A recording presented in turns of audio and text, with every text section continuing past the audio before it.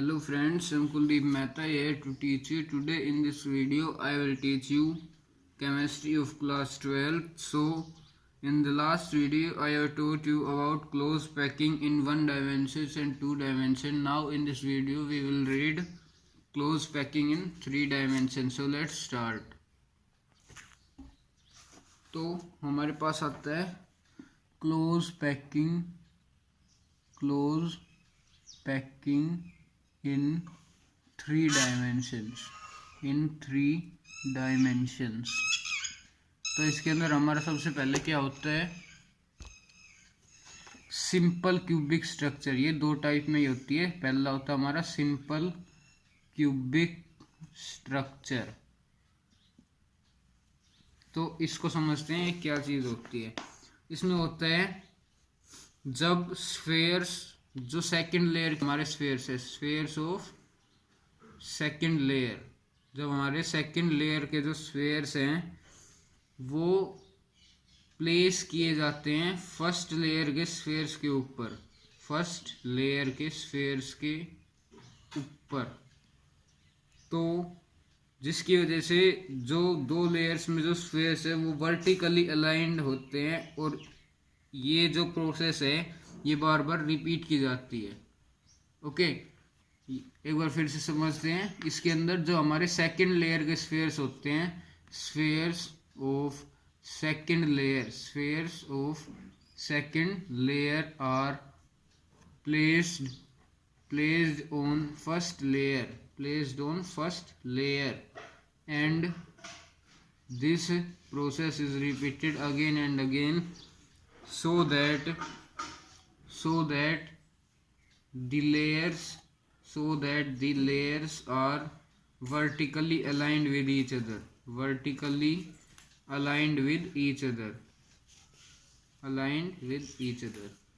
Okay, इसके अंदर pattern, इसका आता है पैटर्न. क्या होता है इसका पैटर्न? होता है ए और एंड सो ऑन, ऐसे ही चलता रहता है. इसका मतलब है कि सारे स्फेयर्स एक ही लाइन में अरेंज्ड होते हैं इस टाइप से, एक दूसरे के साइड में और एक दूसरे के ऊपर और नीचे बिल्कुल लाइन में अरेंज होते हैं. तो ये एक स्क्वायर बन रहा है, तो इसे हम क्या कहते हैं, स्क्वायर क्लोज पैकिंग. इसके अंदर अब हमारा आता है, इसके अंदर स्फेयर्स कितना स्पेस ऑक्यूपाई करते हैं. तो space occupied by spheres is 52% की स्पेस ऑक्यूपाई कर लेते हैं. और जो पीरियोडिक टेबल है हमारे पास, उसके अंदर जितनी भी मेटल्स है उसके अंदर सिर्फ एक पोलोनियम ऐसी मेटल है जो इस यूनिट सेल में क्रिस्टलाइज हो सकती है, मतलब सिंपल क्यूबिक स्ट्रक्चर दे सकती है. सिर्फ पोलोनियम एक ऐसा मेटल है जो ये स्ट्रक्चर दे सकता है. ओके, अब आता है कोऑर्डिनेशन नंबर. तो कोऑर्डिनेशन नंबर, इसमें कोऑर्डिनेशन नंबर कितना होता है, 6, क्योंकि एक स्फेयर 6 स्फेयर्स के साथ कनेक्टेड होता है. तो इसकी डायग्राम कैसे बनता है इसका, ये हमारे पास कोई भी फर्स्ट लेयर है, इसके पीछे क्यूबिक स्ट्रक्चर है, तो हम क्यूब के टाइप में सेकंड लेयर बना देंगे. तो ये हमारी सेकंड लेयर हो जाएगी. ओके, अब इसके बाद ऐसे ही हम थर्ड लेयर भी बना देंगे, तो ये हमारी थर्ड लेयर हो जाएगी. ओके, तो ऐसे ही हमारा चलता रहेगा और ये हमारे क्यूबिक स्ट्रक्चर बनेगा. लेकिन ये जो सारी लेयर्स हैं तो ये वर्टिकली अलाइंड है, हमारे एक दूसरे के ऊपर ही है. अब हमारा नेक्स्ट आता है close packing in on the basis of hexagonal closed pack layer. मैंने आपको पिछली वीडियो में हेक्सागोनल क्लोज पैकिंग के बारे में पढ़ा था, हेक्सागोनल क्लोज पैकिंग के बारे में पढ़ा था. तो उसके बेसिस के ऊपर जो हमारी क्लोज पैकिंग है 3 डायमेंशन वो हो सकती है. तो देखते हैं वो कैसे हो सकती है. हम कंसिडर कर सकते हैं, तो हम लिखेंगे consider the packing in 3 dimensions on the basis of hexagonal close packing. Consider the packing in 3 dimensions on the basis of hexagonal hexagonal closed pack structure, closed packed structure. Okay, I hope इतना समझ में आ गया होगा। अब देखते हैं आगे। तो इसके अंदर जो बेस लेयर में हमारे स्फेयर्स होंगे, जो सबसे नीचे जो हमारी लेयर है बेस लेयर, उसके अंदर हमारे जो स्फेयर्स होंगे, इसके अंदर बेस लेयर स्फेयर्स, वो मार्क कर लेंगे हम उसको ए से, are marked as A, are marked as A. तो उसके अंदर बेस लेयर में हमारे दो टाइप के वॉइड्स बनेंगे। वॉइड्स मैंने आपको पढ़ा दिया था, जो वैकेंट स्पेसेस बचते हैं, तो उसमें हमारे दो टाइप के वॉइड्स बनेंगे, और जितने भी वॉइड्स बनेंगे वो इक्विवेलेंट होंगे, मतलब सेम साइज होगा उन सारे वॉइड्स का, और उन वॉइड्स को हम ए और बी नाम दे देंगे। लेकिन अगर हम साइमल्टेनियसली ए और बी दोनों पे स्फेयर्स रखना चाहें तो ये इम्पॉसिबल है, ये नहीं हो सकता। जैसे हमारे पास ये हेक्सागोनल क्लोज्ड पैक स्ट्रक्चर था,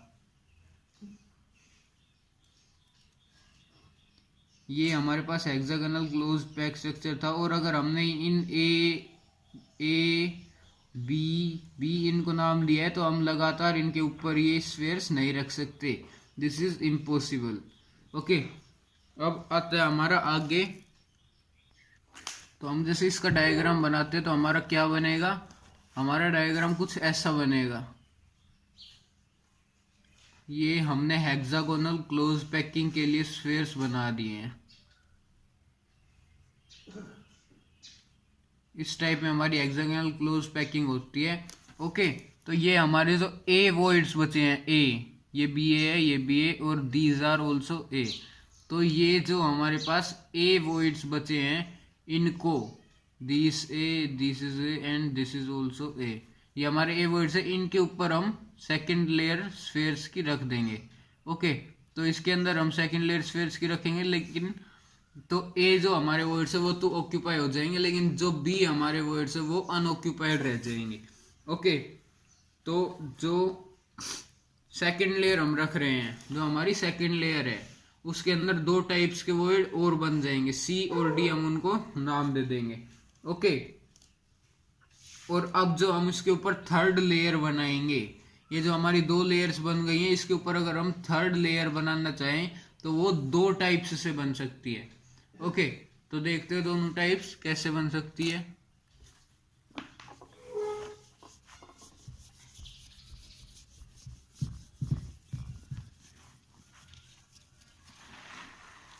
यस, तो देखते हैं हमारे दोनों टाइप्स की हम कैसे लेयर्स बना पाते हैं।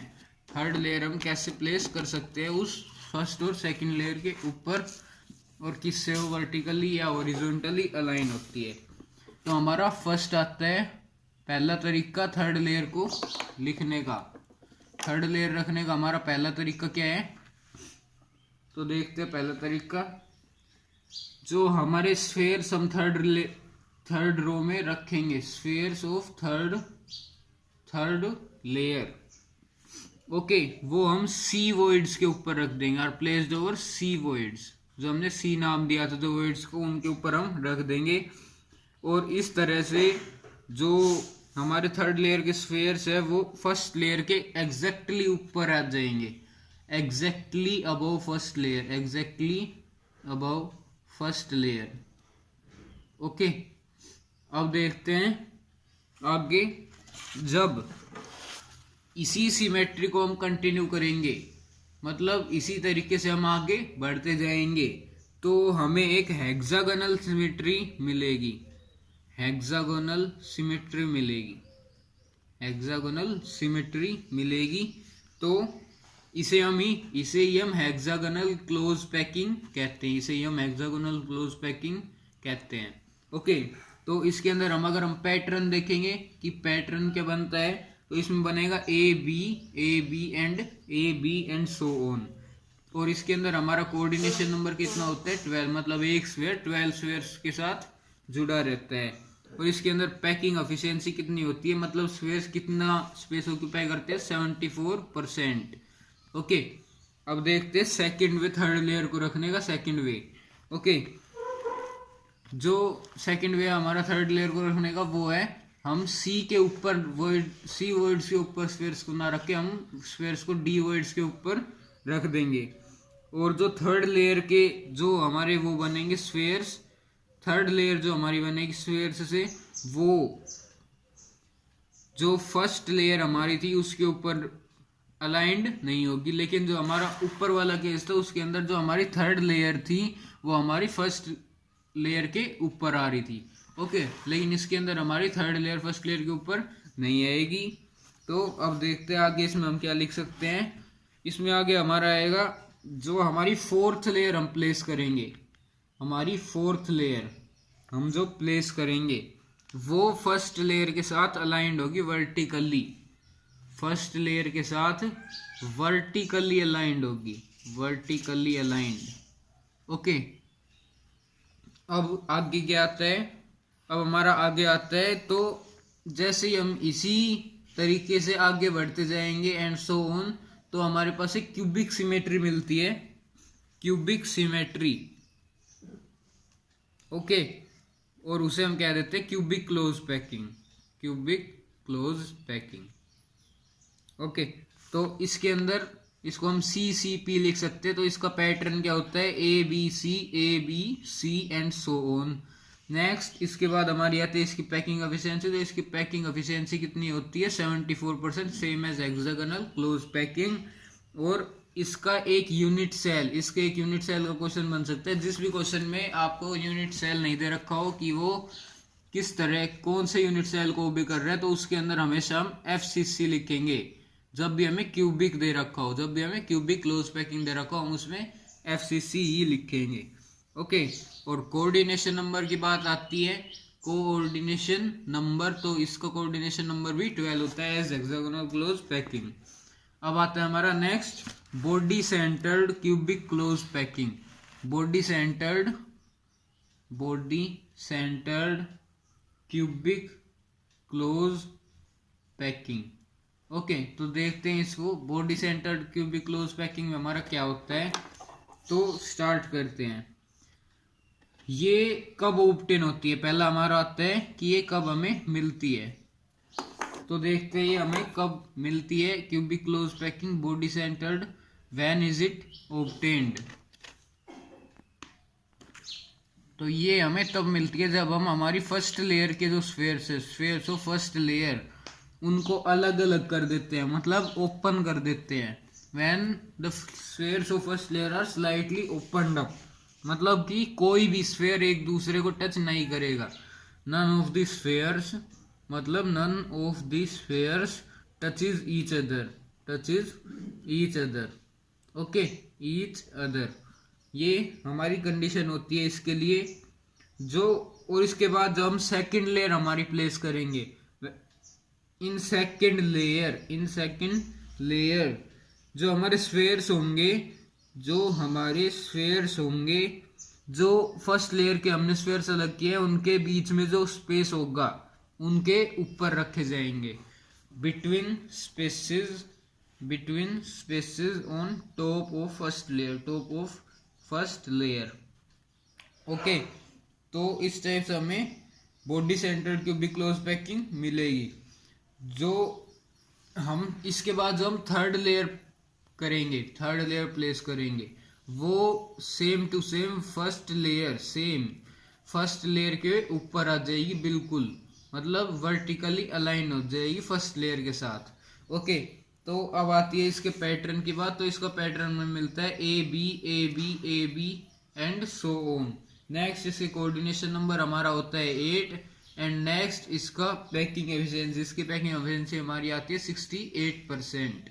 ओके, आई होप आपको इतना समझ में आ गया होगा। तो ये थी हमारी क्लोज पैकिंग इन 3 डायमेंशंस। अब हमारा नेक्स्ट आता है वॉइड्स।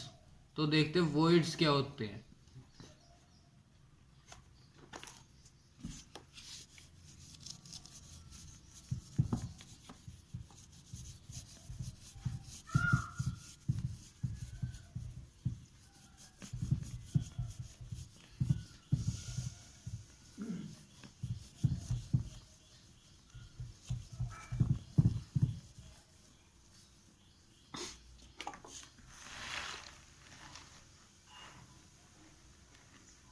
अब हमारा आता है वॉइड्स क्या होते हैं, तो देखते हैं। चलिए,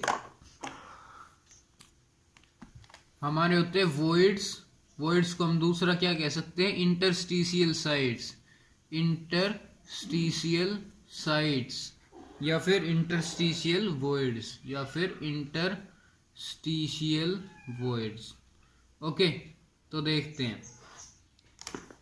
इन a close packing of spheres, in a close packing of spheres, in a close packing of spheres, there is always some empty space left, some empty space left या फिर vacant space left. Okay, this empty space या फिर vacant space, this vacant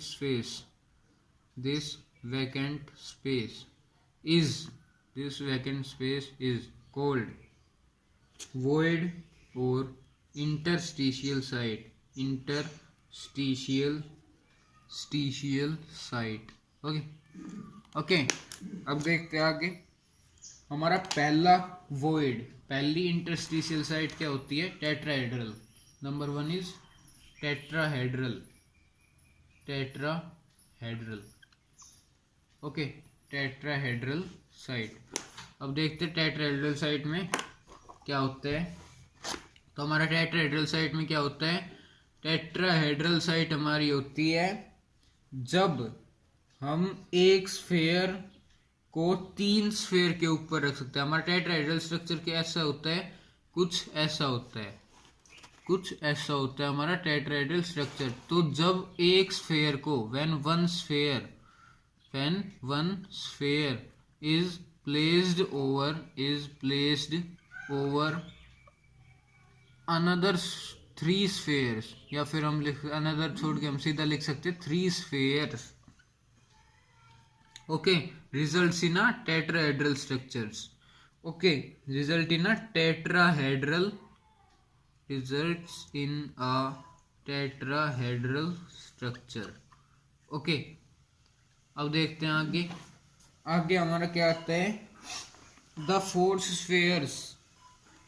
जो हमारे 4 sphere होंगे, the 4 spheres, एक ये हमारे 3 स्फीयर्स ऐसे हो जाएंगे, नंबर 1, नंबर 2, नंबर 3 और इसके ऊपर नंबर 4 स्फीयर। तो ये जो हमारे 4 स्फीयर होंगे, इसके बीच में सम स्पेस इज लेफ्ट। यहाँ पे इस स्फीयर के नीचे और इन 3 स्फीयर्स के बीच में एक स्पेस बन जाएगा और उसको हम कहेंगे टेट्राहेड्रल साइट। ओके, अब इसके अंदर कोऑर्डिनेशन नंबर की बात आती है। तो हमारा कोऑर्डिनेशन नंबर टेट्राहेड्रल साइट में कितना होता है, 4, क्योंकि एक टेट्राहेड्रल साइट 4 स्फीयर से बनती है। नेक्स्ट हमारा आता है, जो हमारी साइट बनती है वो स्फीयर्स से बहुत ही ज्यादा छोटी होती है। The site formed is much smaller than the spheres. और HCP जो हमने पढ़ा था, हेक्सागोनल क्लोज पैकिंग, और दूसरा हमने पढ़ा था CCP, क्यूबिक क्लोज पैकिंग। उसके अंदर 2 टेट्राहेड्रल साइट्स हर स्फीयर के साथ होती है, 2 टेट्राहेड्रल साइट्स हर स्फीयर के साथ होती है विद ईच स्फीयर। ओके, अब हमारा आता है फॉर्मूला टेट्राहेड्रल साइट्स को कैलकुलेट करने का। तो हम टेट्राहेड्रल साइट्स को कैलकुलेट कैसे कर सकते हैं, तो हम लिखेंगे नंबर ऑफ टेट्राहेड्रल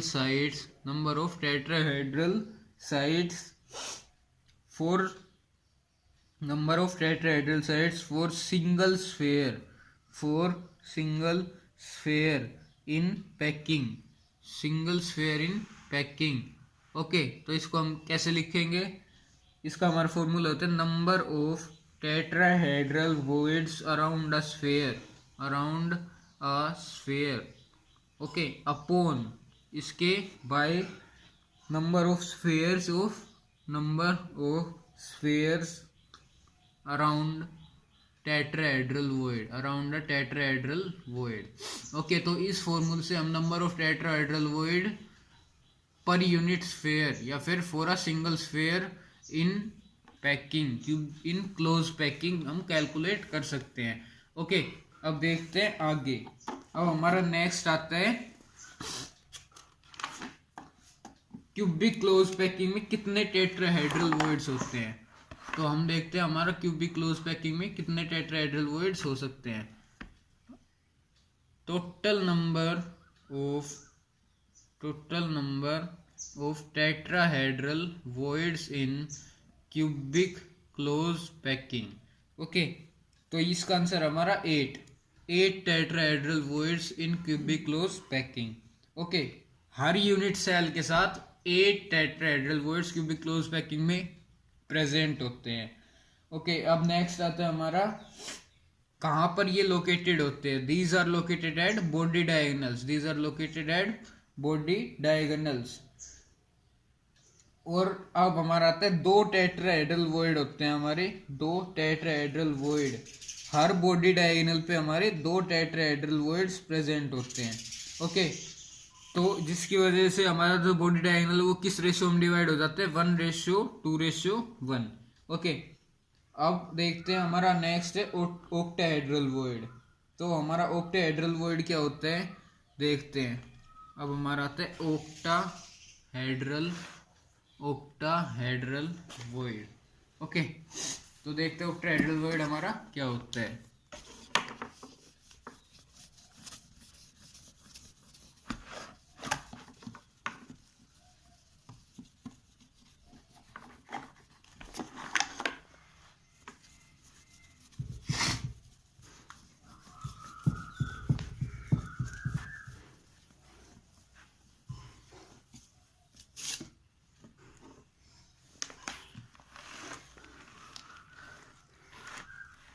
अब है हमारा ऑक्टाहेड्रल वॉइड।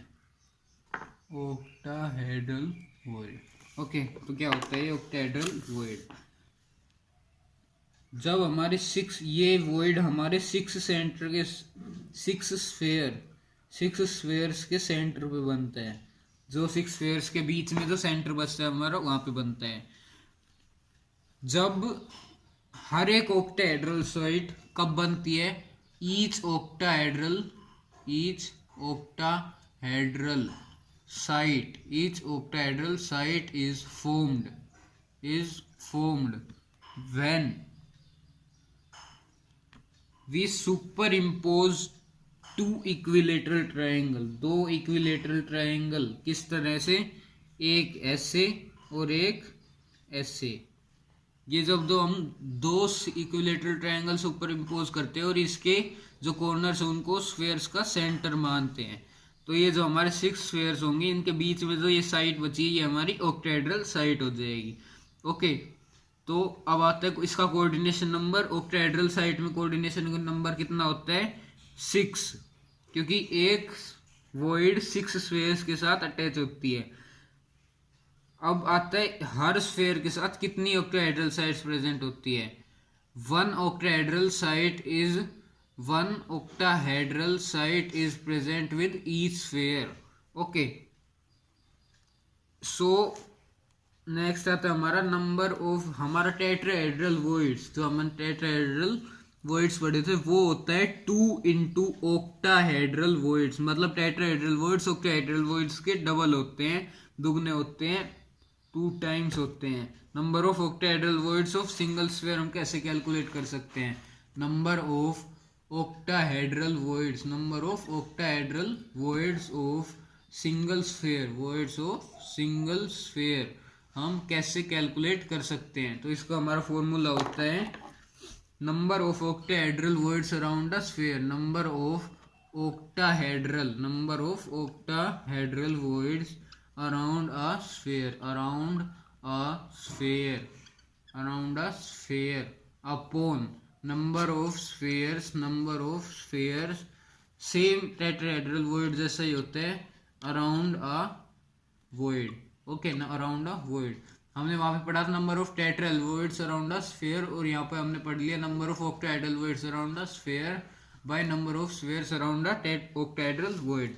ओके, तो इसके अंदर एफसीसी यूनिट सेल में अब आता है हमारा एफसीसी फेस सेंटर्ड क्यूबिक। ये हमारा जो यूनिट सेल होता है एफसीसी यूनिट सेल में जो ऑक्टाहेड्रल वॉइड्स कहाँ पर प्रेजेंट होते हैं, बॉडी सेंटर पर और एज सेंटर पर, क्यूब के एज सेंटर पर और बॉडी सेंटर पर। ओके, और जो हमारा बॉडी डायगोनल होता है, जहाँ ये भी बॉडी डायगोनल्स पे प्रेजेंट होते हैं, बॉडी डायगोनल्स पे, लेकिन ऑक्टाहेड्रल वर्ड्स एक बॉडी डायगोनल पर सिर्फ एक ही प्रेजेंट होता है, जो 2 इक्वल रेशियो में बॉडी डायगोनल को बांट देते हैं, यानी 1:1 लिख सकते हैं हम इसको। ओके, तो ऑक्टाहेड्रल वर्ड आपको समझ में आ गया, आई होप आपको समझ में आ गया होगा। आज के लिए सिर्फ इतना ही। Like, share and subscribe. Thank you.